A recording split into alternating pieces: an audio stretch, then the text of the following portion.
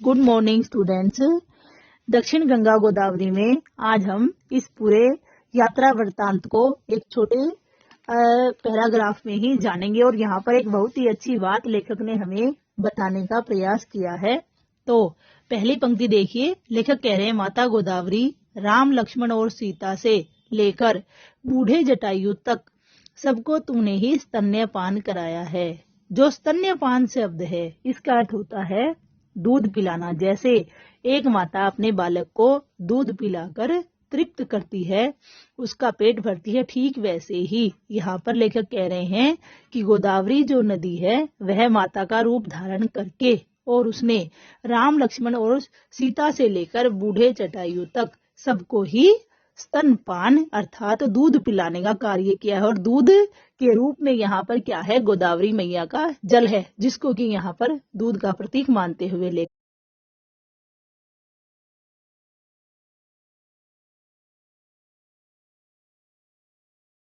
दूध पिलाने का कार्य किया है। आप सभी को ध्यान हो तो जब श्री राम को 14 वर्ष का वनवास हुआ था तो वो चित्रकूट पर यहाँ पंचवटी में आकर रहे थे, तो उसका जिक्र यहाँ लेखक दूसरे तरीके से कर रहे हैं। राम लक्ष्मण और सीता और जटायु का वर्णन करते हुए वो बता रहे हैं, क्योंकि वो पंचवटी में यहीं 14 वर्ष का वनवास काटने के लिए आए थे तो यहाँ पर रुके थे। उसके बाद लेखक कह रहे हैं तेरे तट पर शूरवीर भी पैदा हुए हैं और बड़े बड़े तत्वज्ञानी भी, साधु संत भी जन्मे, धुरंधर राजनीतिज्ञ भी और ईश्वर भक्त भी। तो गोदावरी मैया के तट पर या जहाँ पर गोदावरी स्थित है, नासिक का महत्व तो हम सभी जानते भी हैं। और इसके साथ साथ जो गोदावरी नदी की महिमा है वह गौतम मुनि से जुड़ी हुई है। उनकी प्रार्थना पर ही जो है हमारी ये नदी जो है पृथ्वी पर अवतरित हुई थी। इसके साथ साथ हमारा हिंदू तीर्थ यात्रियों का प्रमुख केंद्र भी यही स्थान रहा है, क्योंकि गोदावरी नासिक में स्थित है, तो इसलिए नासिक जो है हिंदू तीर्थ यात्रियों का प्रमुख केंद्र भी रहा है। यहाँ बहुत विशेष बातें गोदावरी से जुड़ी हुई हैं। गोदावरी नदी को ही पांडवों ने तीर्थ यात्रा के प्रसंग में देखा भी था। कालिदास जी जो कि महान लेखक हुए हैं, उन्होंने अपनी रघुवंश में भी गोदावरी नदी का वर्णन किया है।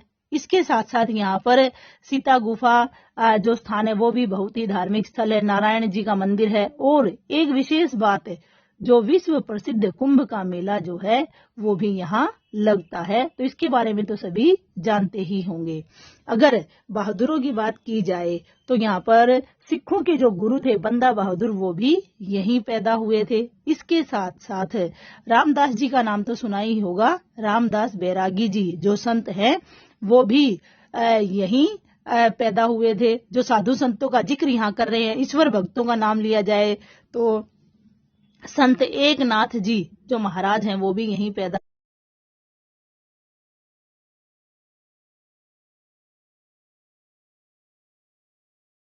तो इस प्रकार यह जो गोदावरी का क्षेत्र है इसके अंदर बहुत ही बड़ा इतिहास समाया हुआ है। यदि हम पढ़ते हैं तो हम पढ़ते पढ़ते थक जाएंगे, लेकिन इतिहास समाप्त नहीं होगा।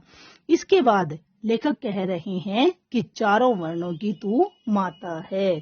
4 वर्णों का जिक्र पहले भी आया था यहाँ पर, और वर्णों का तो जिक्र हम हर अपनी उस बात में सुनते ही रहते हैं, क्योंकि जाति पाति का जिक्र तो हमारी हर पुस्तक में, हर पाठ में आता ही रहता है, क्योंकि ये जाति पाति को हमने इतना ज्यादा अपना लिया है कि यह हमारा जो है पीछा छोड़ती नहीं है। तो जाति पाति में जैसे शूद्रों की, क्षत्रियों की, ब्राह्मणों की, प्रत्येक वर्णों की तू माता है, क्योंकि यह कोई भेदभाव नहीं करती है। यहाँ जो भी व्यक्ति आता है गोदावरी सभी को एक समान रूप से अपना जो अमृत तुल्य जल है वो देती है, जिसको पाकर सभी संतुष्ट भी हो जाते हैं। इसके बाद मेरे पूर्वजों की तू अधिष्ठात्री देवी है। अधिष्ठात्री का अर्थ मैंने कल भी आपको शब्दार्थ में बताया था।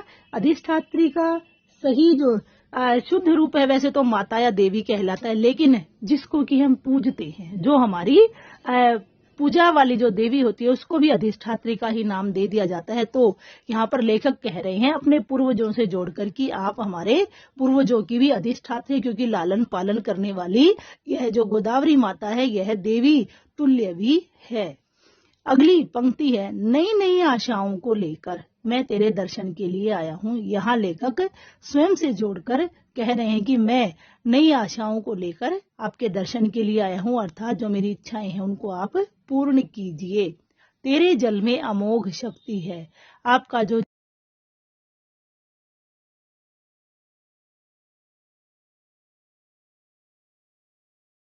यहाँ गंगा नदी का जो गंगा जल लाकर है आधा यहाँ डालकर आधा गोदावरी से डालकर अपने कलश को पूर्ण कर लेते हैं।